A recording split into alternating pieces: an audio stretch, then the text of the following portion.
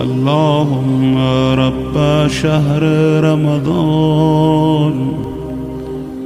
الذي أنزلت فيه القرآن وافترضت على عبادك فيه الصيام، صل على محمد وآل محمد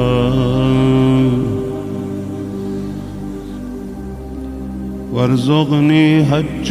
بيتك الحرام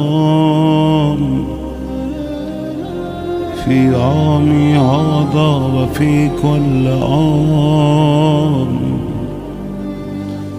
واغفر لي تلك الذنوب العظام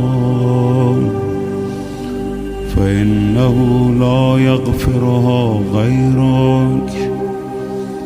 يا رحمن يا الله، يا رحمن يا الله، يا رحمن يا الله، يا رحمن يا الله.